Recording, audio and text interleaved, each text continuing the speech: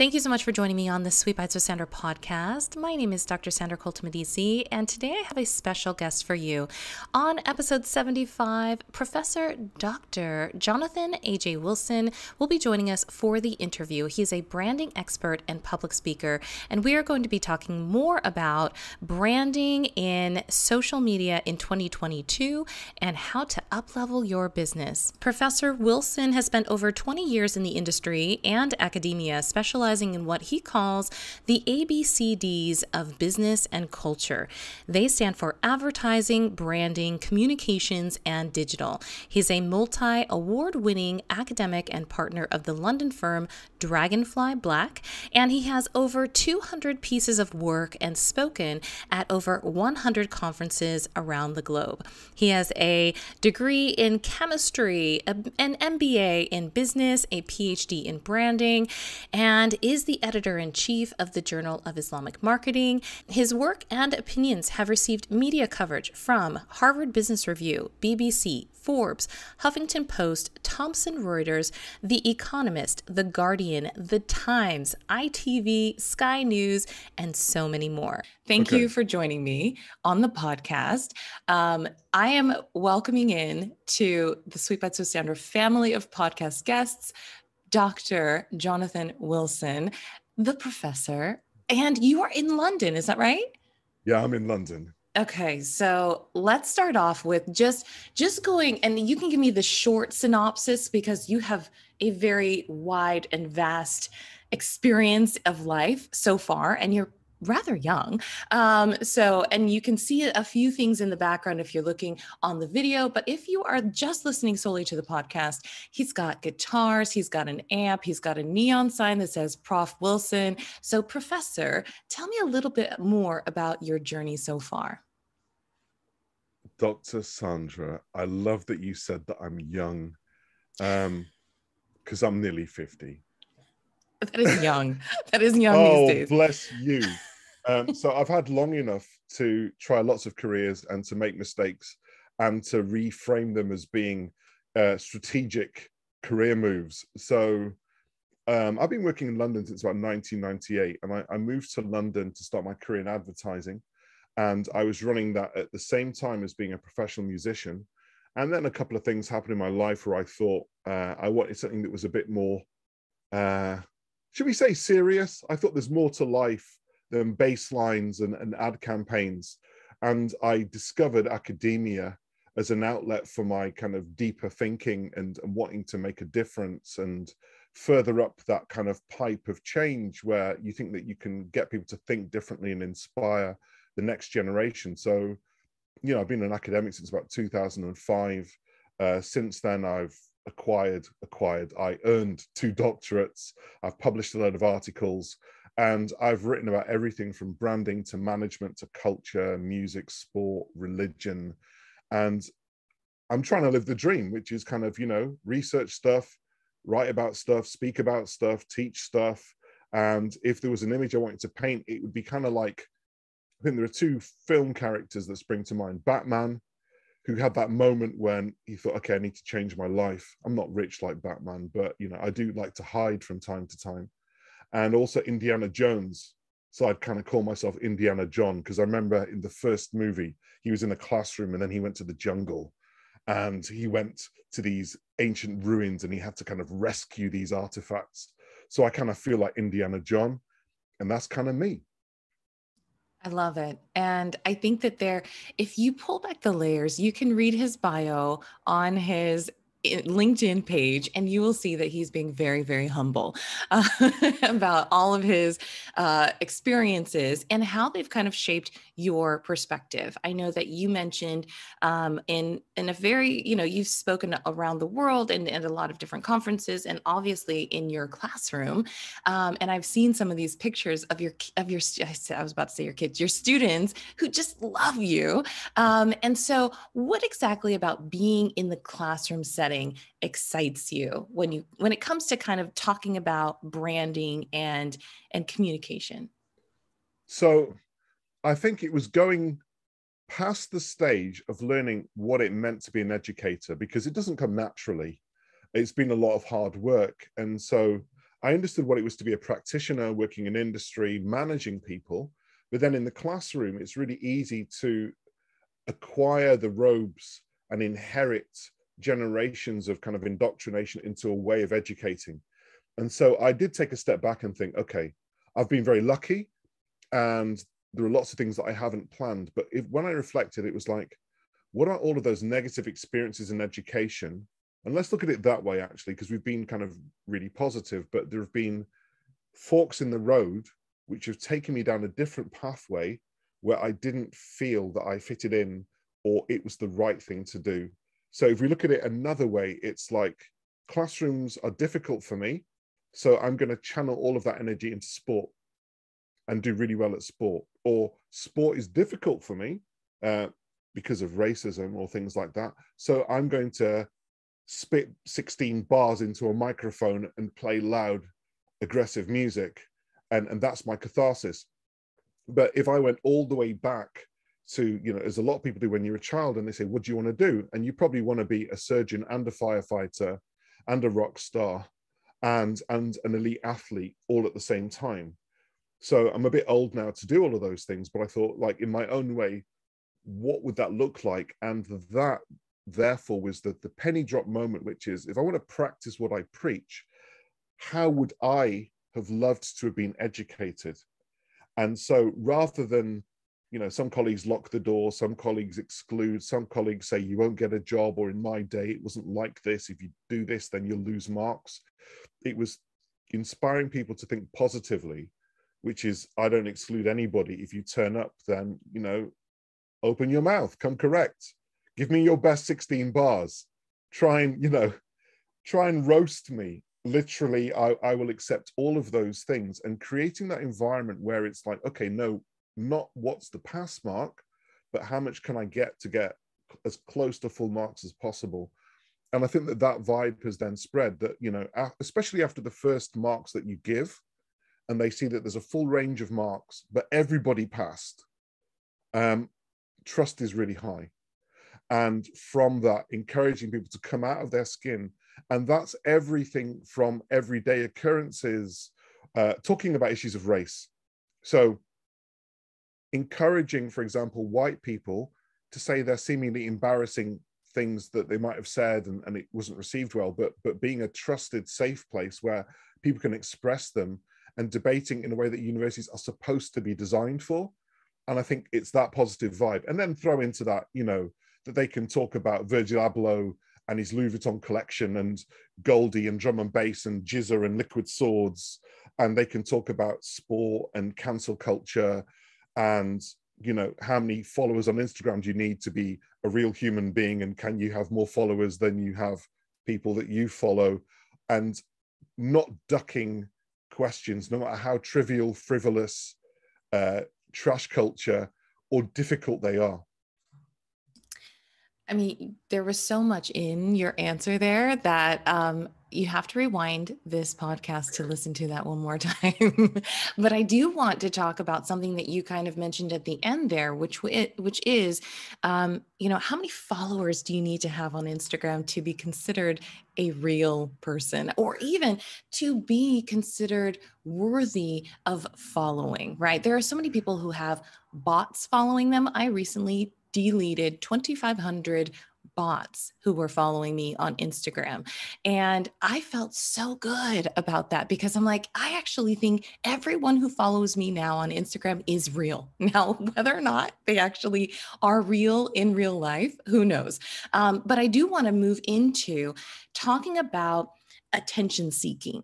And we talk about branding ourselves. And we had a very brief conversation that I'm going to mention now, which is, before we got on, talking about the branded sign in your background. So if you are listening to this only, he has a Prof. Wilson neon, it looks like neon teal from where I'm sitting. I can change the color. I've got it can go red, it can go orange, it can go green. Oh, he's so ready. So it is in the background. He has branded his entire web online presence so that nobody can say they don't know who they're talking to, right? So when you thought about doing that, What kind of came to your mind? You can just rehash the story that we talked about earlier. So step number one, I realized that video calls are boring for most people in the professional services space, in the university space. And I was adamant that I wanted it to be larger than life because it shouldn't be second choice. Because my career as a musician was, well, you know, if you listen to an album, it's not supposed to be second choice to, for example, seeing somebody live. We don't have that mindset. It's just an alternative media format. So I thought, if video is an alternative media format, what would that be like? And then that made me think, get a good microphone, because your voice has to sound good, better than in an echoey hall somewhere. Visually, it has to be arresting and pleasant. So I kind of explored that. And even like with my online lectures during lockdown with the pandemic, I hacked into Zoom and MS Teams and I got a sound effects board to work on the call. I haven't got it plugged in a minute, but I could do canned laughter, air horns, applause, jingles, so that it was more like a radio show, because I learned a lot from looking at radio DJs who have to talk for long periods of time. But collectively, I started to realize that this kind of video call is a window that can really communicate a fuller range of your brand attributes than when you have an intro and you're like, oh, my name is Professor Wilson and I studied here and I like this. Whereas for those of you that are watching, you'll see I'm wearing bright clothes. So if I tell you I'm a branding professor, it makes sense unconsciously. You're like, oh, branding is about standing out, loud colors. Okay, I get it, right? So you try to make sense of those things. I have a ton of books that I've read and they're in the background. So you think, okay, he is a man of knowledge. I have guitars because I was a musician. I have amplifiers and paintings from different cultures and statues from my travels.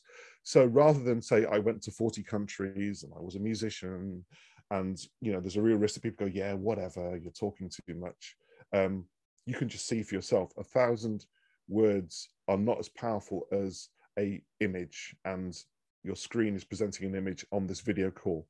But the neon sign, yeah, I was feeling kind of retro and neon, and maybe it's those cold nights and dark days, and I thought, let me get some neon. And then, as most people do, you look for the sign that you want to communicate an attribute, whether that's love or, you know, don't worry, or everything's going to be all right, or the cat, or any of those things. And then I thought, hold up a minute, if I was Tom Ford, what would I do?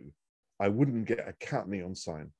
I would get a sign with my name, because Tom Ford, when he created his own brand, called it Tom Ford. So I thought, I'm going to get my name, Wilson.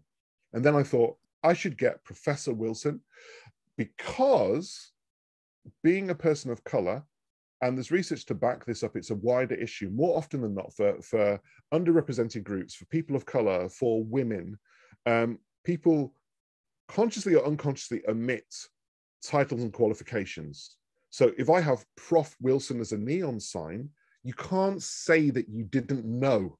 So if you call me Mr. Wilson, like, I know that that's a conscious decision because my sign is loud and proud in the background. So it was really that thinking to really kind of hammer home in a vibrant and powerful way, this is who I am and this is how I'm occupying that space. And I remember hearing this term, I think it was in Blackish, right? It's like, I'm a black face in a white space. And I wanted to really signal that. But beyond the neon and the bright colors and all of the artifacts, you know that there are two things that you have to do. You have to be able to maintain that level. And that's how you build a brand and you develop your reputation. It's not a gimmick. This is real. So for me, when I looked at people that inspire me, whether that's Jimi Hendrix or Bob Marley or Muhammad Ali or people like that, it's like, this person is not relenting. They are not stopping. They really are arresting, and they're doing it again and again and again, despite what we throw at them. And so I wanted to kind of embody that rather than focus too much on calling out and canceling, but just leading by example. So simply being alive and testifying and being around long enough, that's really important.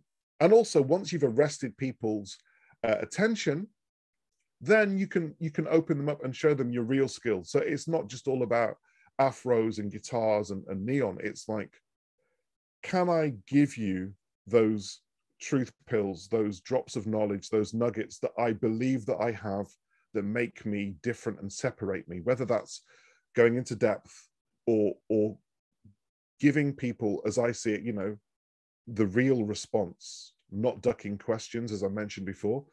I will go in there and go hard in the paint, and I will do those things. And so all of those things come together. So if you think that it's just about getting an afro and a loud track top, nah, you get people for 2 seconds, but you'll lose the audience if you don't back it up. And so I think that's kind of my brand thinking approach, that you're thinking about things in advance, thinking, what do people probably think, or what could they think? And one of the things that I'd learned from as well was that early on in my career, you're told that in order to get a quote unquote good job or a proper job, you have to fit in. Now, I call that the kind of business school butler approach, where you're never the life and soul of the party, but you have impeccable manners, you're well turned out, and you know how to serve people. I'm not saying that that's a bad thing, but it is a bad thing if you've gone to university and spent all that money to learn how to wait upon people.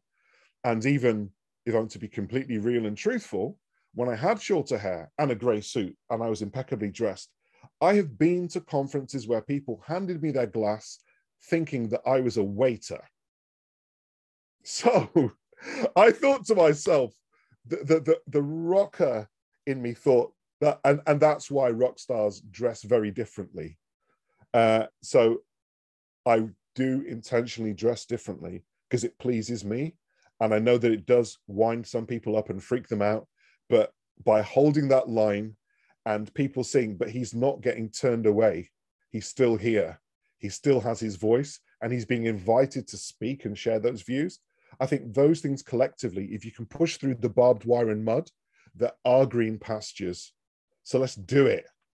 All those people listening, yes. Do it. Do it. Well, so you mentioned in what you were just saying about the visual being one of the most important aspects of branding, and how it cannot necessarily replace, text. So when you are thinking about, and I sent you a few questions in advance about this particular topic. So, in your work, you have spoken about selective attention. And I wanted to know your opinion on the really big push and the drive for short form video. TikTok, Reels, YouTube Shorts are the most prime examples right now. Obviously, Pinterest has idea pins that are a little bit in the similar vein. But as creators are doing this, a lot of them are burning out. So, and I think small business owners at the same time are very overwhelmed by being the creator and being the business owner. And so, what is your opinion about the balance and prioritization for creators and for the consumers of all of that? Does that make sense? Yeah, it makes perfect sense because you're a doctor and you know how to break things down. I think it's very interesting because we've entered a new era where immediacy, real time, all the time is a thing. And so it is a roller coaster ride that if you can stay on it longer than anybody else, you will win, right? It is a white knuckle ride, but the chances of fallout are quite high. So if we look at it another way, imagine, you're a comedian, and previously comedians would have a stand-up routine, everything from the heckles and the comebacks that they've rehearsed, and they put together a show, and then they go on tour. And when they put on a show, they know that there are certain cities that they can't go back to again until they've got new material, because they gave that show. And so the race is, okay, I'm going to go up and down the country, and obviously this is in analog, right? But you're giving the jokes, and it's harder than the musician, because the musician has a song that everyone says, hey, play that song again. Years and years and years later, the comedian has one chance and really has to make it work. You make the joke, you say it, and if you say it again, then you're slipping, right? So the challenge is that for creators on these ephemeral platforms and these kind of short bursts of creativity, it's a bit more like being a stand-up comedian, but you're having to be funny all of the time. And I love and respect the fact that you're going out there with a very brave mindset, which is, I'm infinitely creative, and I'm going to do this day after day after day on anything and everything in as short amount of time as possible. I'm really going to nail it. And they're fantastic people. The challenge is whether you can do that. Like, if it takes you, and for some influencers, I've interviewed them with like millions of followers, it can take like 6 years before you really start to kind of shine. So you can do it for 6 years, but can you do it for 12? Once you hit that peak, how does that work? And for some of these creators, we don't know yet, is the honest answer. They might then have to pivot and go into something else, because I don't know if your audience would want to see you for 12 years. In the same way as musicians have an album, and there are very few that navigate those changes. If you're David Bowie, fine. But for a lot of artists, you know, like even like you think about something that's really embedded in popular culture, the old school hip hop, the boom bap hip hop of the 90s of my era, there are some killer MCs who've even adapted their style. You know, there's one or two like Busta Rhymes that have come out with style after style after style. But then, you know, verse for verse, line for line, do you want to see Kendrick Lamar or J. Cole? Or do you want to see the Jizza, you know, or some of these old, or Black Thought? I mean, Black Thought is freestyling for 10 minutes solid. And I love him. But most of the time he's on Jimmy Fallon doing little jingles. He's not been given the status that I think he deserves. And it's through no fault of his own, but it's through popular culture then saying that there's a generation of people who want some young cats spitting bars. They want some mumble rap or whatever it is that's floating your boat. It's just the way that things go, right? So this is a challenge for creators as to how you pivot and how you manage that. And so what I would say is to avoid the burnout. Like, there are a number of things you can do. Like, if I put my kind of academic hat on and my business speak, in project management, there's a triangle where we talk about balancing time, quality, and cost, right? And that's really the barometer. So if you're doing these shorts, you're doing it on your smartphone. You don't have a big film crew. It's great if you can make it work. And that's why they're being scooped up to do TV adverts and short clips, because it's cheap, it's efficient, it's effective, and it's powerful, and it's getting those likes. But then if you look at it from another context of time, quality, and cost, how much time are you going to dedicate to this if it's not turning over cash for you? Yeah. Or if we look at cost, what is the cost? Are you spending more money than you make? Yeah. Are you getting yourself into debt? Is there a physical debt? Like, you know, is your health suffering? Is there an emotional debt where you feel drained and unable to be creative in the way that you want it to be? And so my advice would be that, yeah, it's easy saying play the long game, but the long game for me is really important. And you will become better yourself at kind of self-medicating and managing what is the just right for you. How much time do you want to dedicate to this until you see a reason to increase? But then you can also decrease. And the increase is that it's making you happier, it's making you more money, it's getting you more standout. But that might not be a continual thing. And I think that's when people burn out, which is that they feel duty bound to do something. Like, you know, the creator that says, I promise to give you content every day. And after 365 days, they go and burn out. And then there's the video that basically says, this is why I was wrong, and it's about your mental health and well-being. And I'm not trying to be disrespectful in that way, but sometimes you can see those patterns and then they change, but then they've lost a load of followers, and then people don't want to hear those stories. And then it's like, how do you pivot? So I think looking at the signs within different industries and different professionals and talking to people older than you and getting away from the technology, how have they managed their careers? And what did they have to do? And I'm very into that. So don't think about the obvious, which is, hey, okay, you don't know about TikTok because you're like 80, but I do sit with octogenarian professors and ask them, like, you know, what is it like, you know, how did you get where you got to, and how do you manage this? And you can get some really powerful advice. So I would say that to content creators, which is, don't take the world on your shoulders. Sure, I get it that you've got followers that you have to keep happy in a way that creators never had before, because if you were Jay-Z, you would apply the law of scarcity. You follow nobody on social media, or there are loads of people that follow nobody, and that's the gangster move, right? But then there are other people who are caught in this loop of, if I follow more people than are following me, I'm not a thought leader. Yeah, I'm a follower. But this is dangerous ground. We know that on a base level, people might think that, but it is short-termism. And if you're only, once you rise, if you're only doing things to make other people happy, then there is a cost. There's definitely a cost. And you might lose your sparkle or shine. But I get it, because there are some people that if they said, I'm going to take a month break, they lose their stats, they lose their rankings, they lose their endorsement deals. So my advice to those people is, think about a different business model other than monetizing content creation.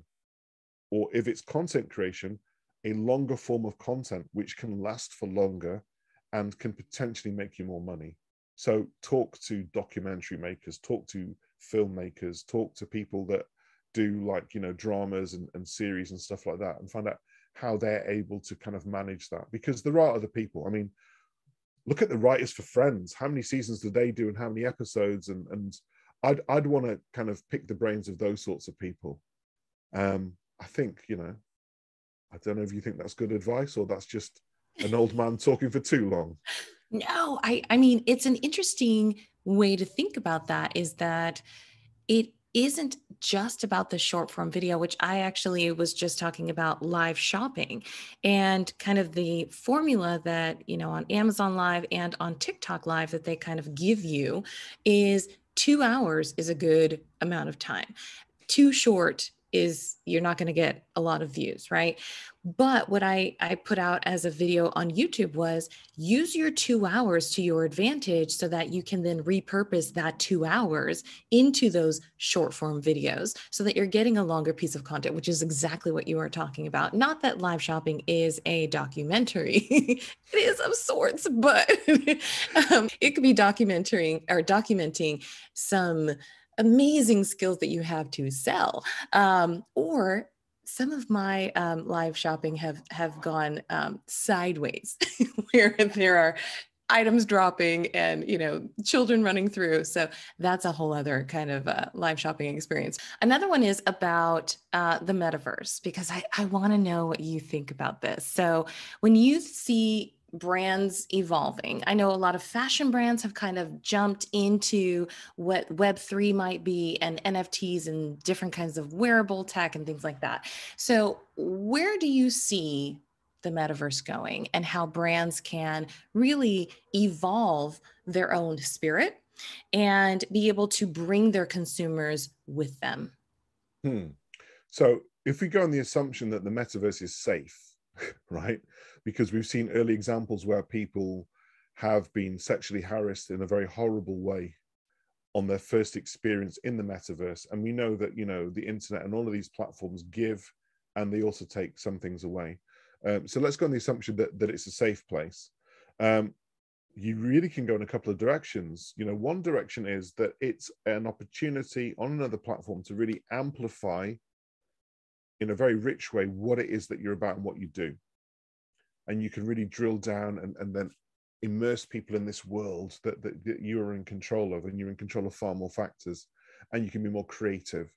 The other approach is that you actually show a different side. So, you might be able to bring both sides together, and people have been doing that for years, in the sense of the early days of chat. You have an avatar which looks completely different to the way that you do, and it's a projection of a facet of your personality. So I could see some quote unquote boring brands being a little bit cooler and funkier in the metaverse, and being able to bring those things together and to share more stories and more narratives from a broader base of the community. Because as we expand the platforms for content creation, and information is coming from all over the place, through the power of search, through the power of multi-layered storytelling, you can show more people than in that analog world where there is a billboard in a neighborhood, or there is a television commercial in a particular spot. You've got people appearing and disappearing. and they can share their journeys and their stories. And so I think it's really powerful and potentially very cost effective, because I'm assuming that the virtual world is far more cost effective than the real world, in the same way as video calls are in comparison to assembling people face to face. So yeah, intergenerational stuff, intersectional stuff, different races, communities, tribes gathering together and interacting, and that being more rich and cost effective. Of course, there is something that you lose, which is the real human element. And I remember giving an interview to the Wall Street Journal.